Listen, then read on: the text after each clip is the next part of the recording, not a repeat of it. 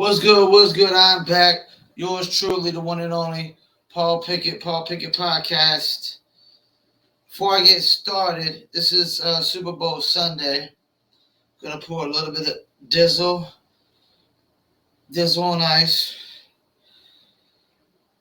Just a tad bit. I'm not a super big drinker, but it's enough to,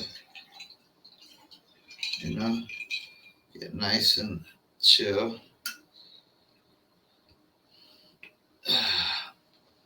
I want to thank y'all for tuning in. For anybody that's tuning in, don't forget that this podcast is sponsored by Promo Palace LLC at promopalace.biz. If you need online marketing promotion for your music, product, brand, or service, please check out promopalace.biz. If you're a dog lover, or you're a cat lover, or an animal lover, and you like t-shirts, hoodies, and sweatshirts with dogs and cats on them, please check out New Litter Apparel at newlitter.com. Also, last but not least, for Shizzle, I got to shout out dizzlebrand.com. Just add ice, Dizzle on ice, step into the future, do you Dizzle, and I Dizzle. So, do you Dizzle, I Dizzle, here we go about the Dizzle. Cheers. Whew. Think about this Dizzle, it's already got that mango in it. Unlike a lot of other liquors where you got to mix it with something to get that flavor. Okay, first things first, let me pull up last night's NBA scores. Don't forget, this is Super Bowl Sunday. We got Rams. Well, actually, Rams versus the and it's in LA right now. Last night's NBA scores: Portland beat New York Knicks. Both of the teams are plummeting.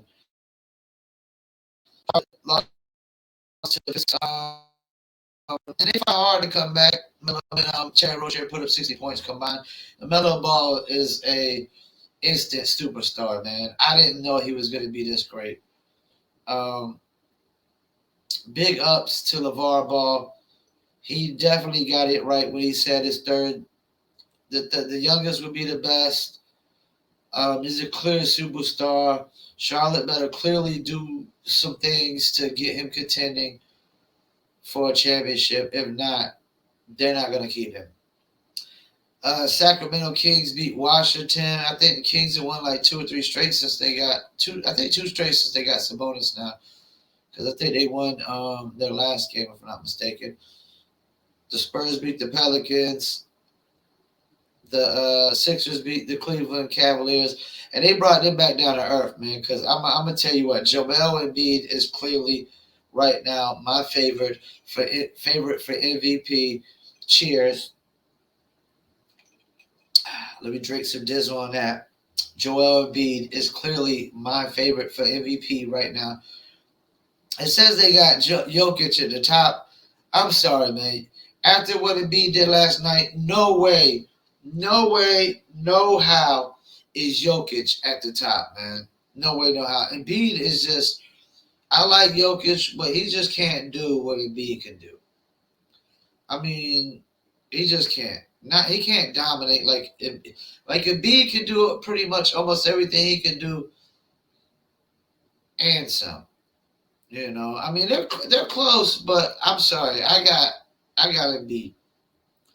What else we got? Toronto lost to Denver by a point.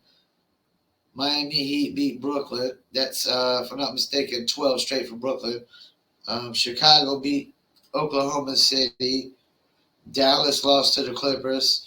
Lakers lost to the Golden State Warriors. And Suns keep rolling over the Orlando Magic. I think Dallas is going to start losing a lot more games now. Lakers are done. I know they were talking about OKC.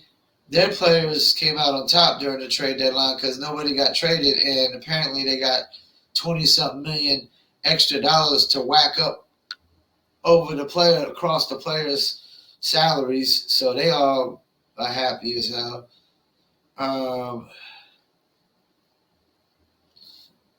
Let me see here. What else? Anything that.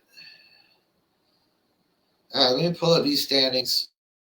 Go for Paul's Power Picks. The Triple P Paul Power Picks on the Paul Pickett podcast. Number one, still the Phoenix Suns. 9-1 in the last 10, 5-game winning streak. Tied for the longest winning streak right now, I think, in the NBA. Second longest. Of course, there's about 4 teams that got a 5-game winning streak. Number one, Phoenix Suns. Number two, Golden State Warriors. Number three, Memphis Grizzlies. Number four, Miami Heat. And number five, after Cleveland's loss, and even though Chicago won, I'm going with the Milwaukee Bucks. I'm going to Milwaukee Bucks. I mean, Cleveland just looked like Darius Garland, Evan Mobley, and Jared Allen just got beasted by Joel Embiid. I mean, they don't even got James Harden playing yet. And Seth Curry's gone now. You know, Seth Curry's gone, Drummond's gone. Danny Green had to start. So, you know, you got two key minute players gone, and he clearly just manhandled Cleveland all by himself. So, yeah, that's the Paul Power Picks.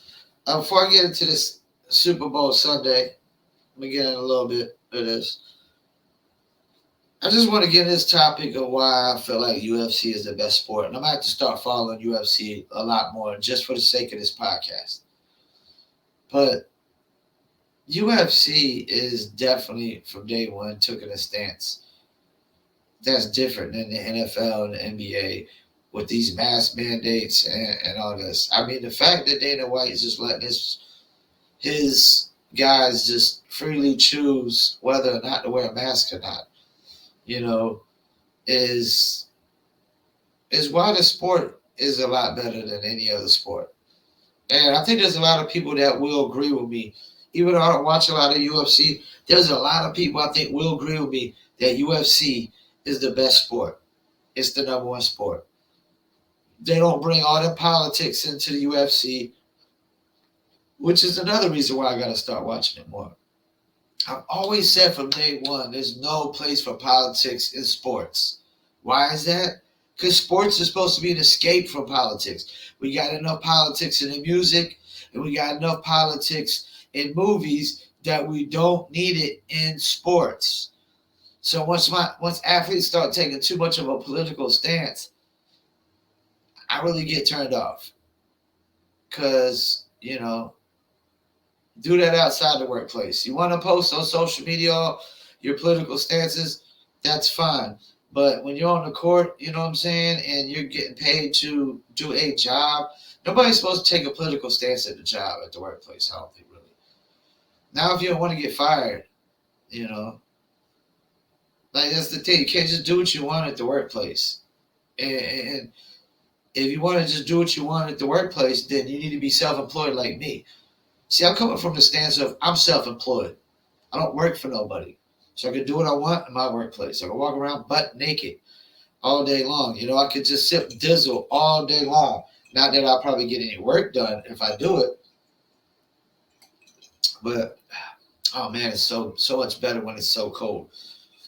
The Dizzle is just so good when it's just chill. So I wouldn't get no work done doing Dizzle, drinking Dizzle all day if I just Dizzle all day. But guess what? That'd be my choice. But when you're an employee, you don't just got the choice to do what you want to at the workplace. And I don't think it's smart to take a political stance. Even as a self-employed business, it's not smart to take a political stance whatsoever. I don't really I'm not a Republican or a Democrat.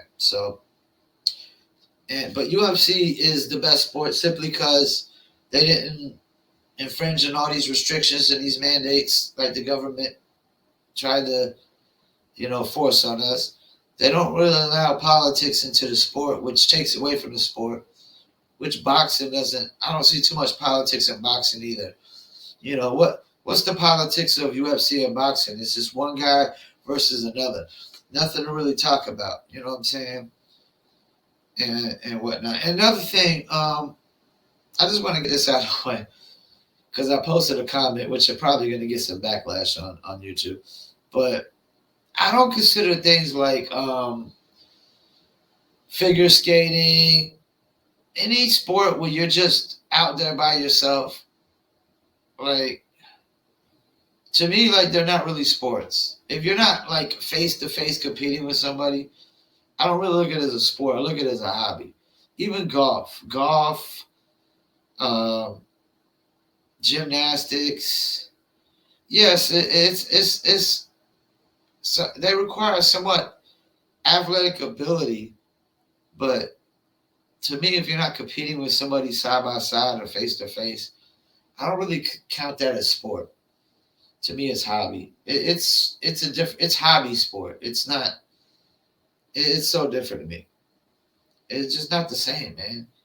As you, a tennis player competing, a track person competing, even like racing. You're competing side by side, or somebody's in front of you, behind you.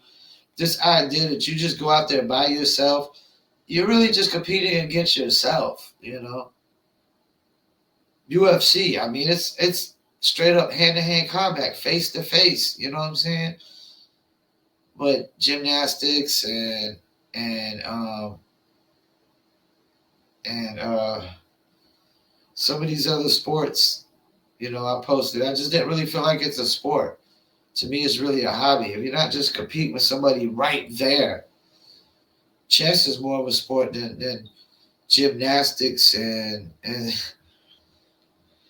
some of those kind of things to me, because you're actually competing with somebody face to face. You know, it's easy for you to be out there by yourself, just doing gymnastics or anything of that nature.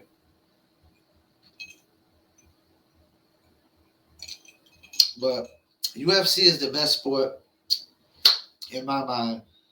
Even though I don't really watch it, it's the best because it puts out the best product. Because there's not no politics, you know, and they're not following all these COVID mandates or restrictions. All right, let me get into the Super Bowl Sunday, and also seeing that um, the Buccaneers are trying to keep things open just in case Brady comes back, and if not, they're looking at maybe a Russell Wilson or a Deshaun Watson trade. Um, I don't know that Deshaun Watson is going to be playing next year either. I mean, this Deshaun. That's the thing. This Deshaun, unless he settles, this Deshaun Watson thing could go on for years. So I don't know how that's going to play out. But we got Rams versus Bengals. Either way, whoever wins, this is a great story.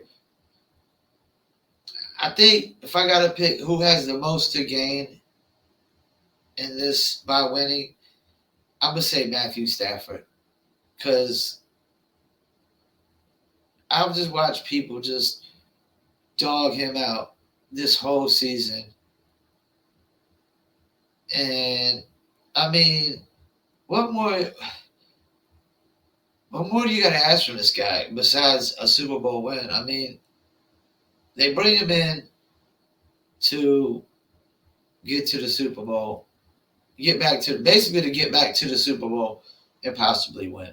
Well, guess what? Year one, he's got him back to the Super Bowl. I mean, clearly Sean McVay knew what he was talking about, knew what he saw.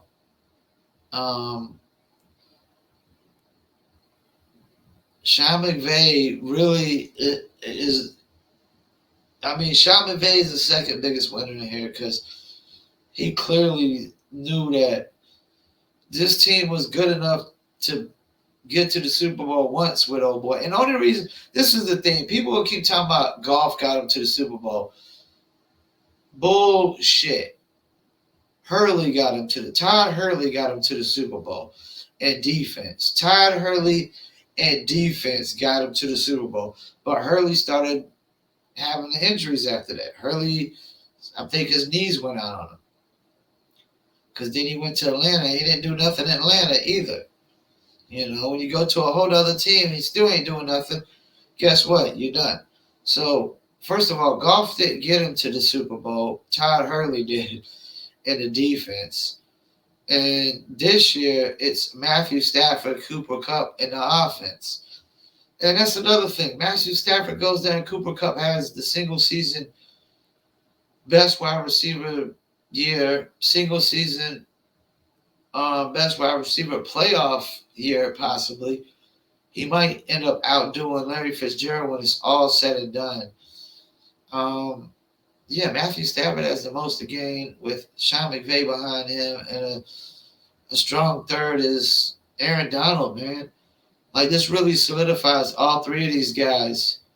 And then for OBJ, man, I mean, this could solidify him too.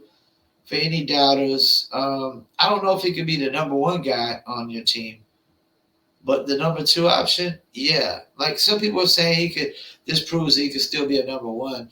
I don't know about that. Maybe a number two. You know what I'm saying? Behind somebody who's a very, very strong number one. I mean, for a cat like Joe Burrow and Jamar Chase, and even Joe Mixon, he's pretty young. These guys are playing with house money. I mean, if they win this year, I mean, do we honestly expect them to repeat? I don't. Because the Bills are going to be in a run next year. Chiefs are going to be in a run. But I'm just excited that you got two teams in it that Rams haven't won in a while since Kurt Warner years. Bengals have never won. I mean, either way, this is a feel good story. Either way, you couldn't ask for probably a better Super Bowl right now. I mean, most people always just want like the Aaron Rodgers versus Patrick Mahomes or Brady versus Mahomes, and that's cool. That's cool, but that's what's good about the NFL is there's so much turnover, and teams can get hot at the right time. Like the Bengals were literally Did they even win the division? Let me see. Let me pull this up real quick. No, matter of fact, Bengals didn't win the division. They didn't win the division. Who won that division? Let me see. Oh, my bad. They did win the division, but they had to go through Tennessee and the Chiefs. And Pittsburgh, if I'm not mistaken.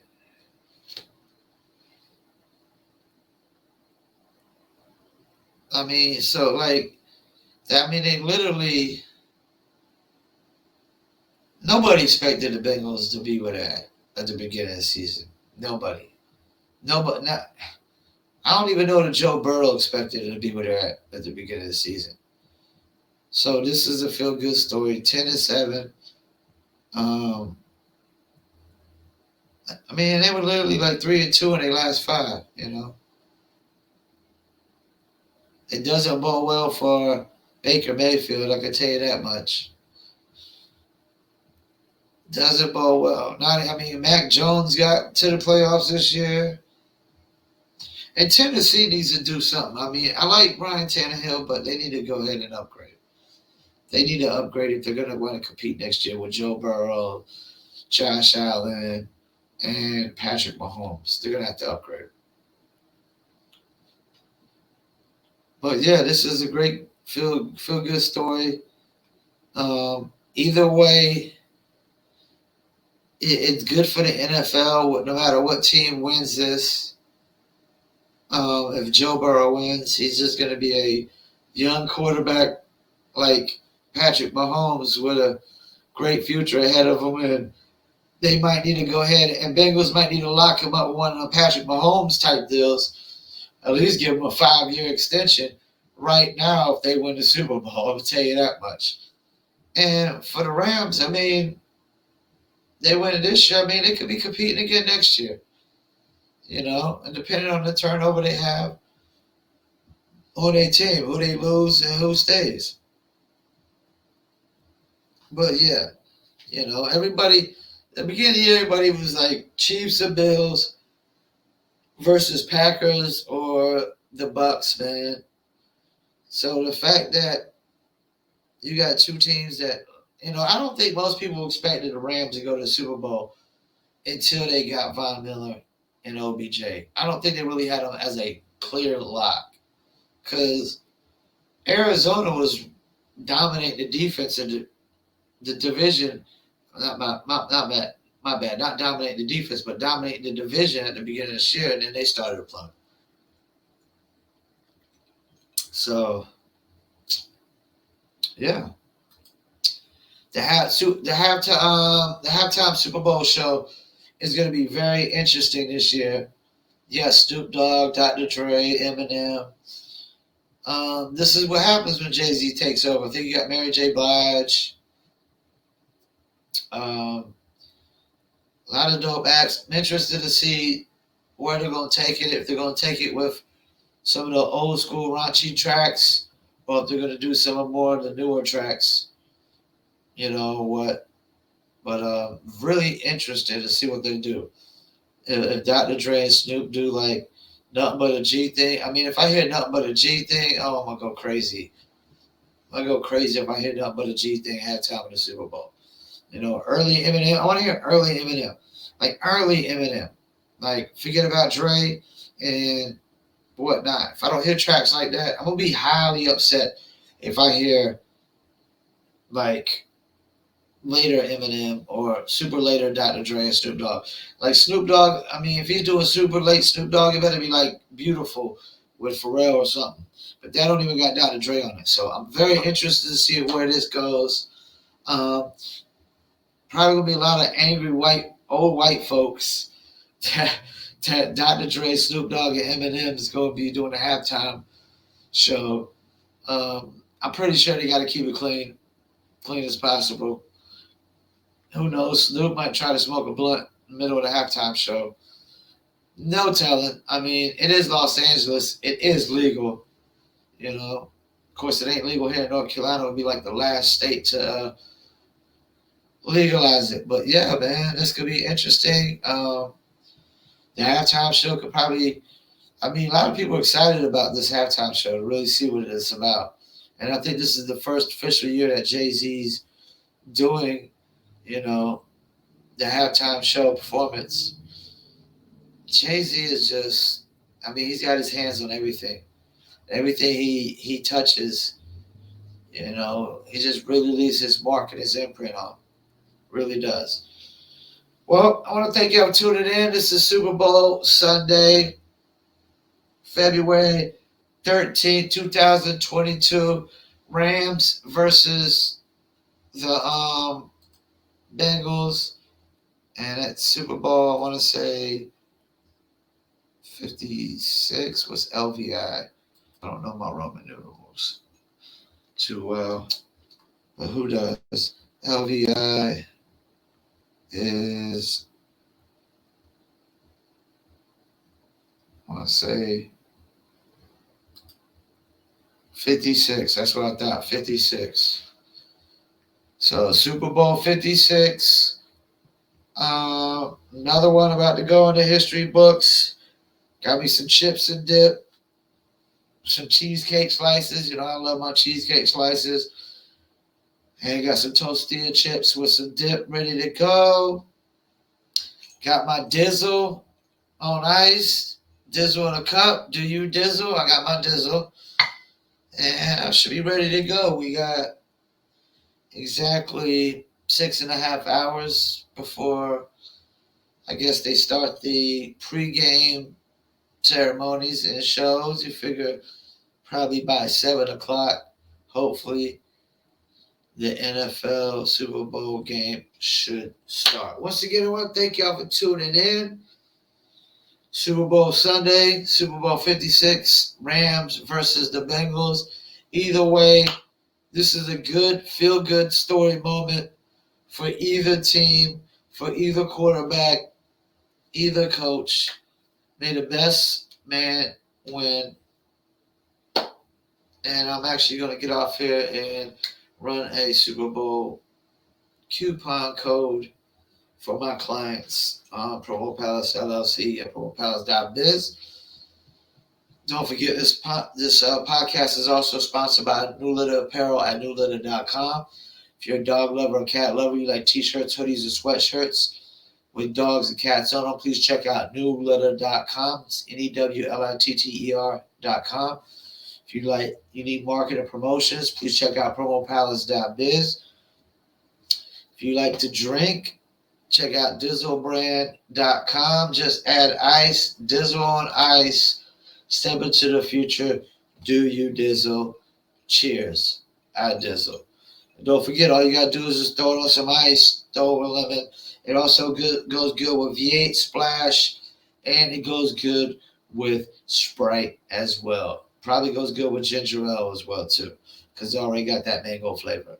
Don't forget the audio version of our podcast goes to Spotify, Apple, Amazon, Deezer, TuneIn, Slacker, Stitcher, iHeartRadio, Player FM, more. The video version goes to YouTube, Facebook, Instagram, TV, and Rumble. We are now on Rumble as well. And then I will take the video pre-recorded version and live stream it on 3 of my Twitter accounts. The Twitter at Paul P Podcast, Twitter.com, Promo Palace LLC, and usually either Urban Obsessions or IndieCast. So I usually alternate one of the two, But thank you for tuning in. Peace, and I'm out.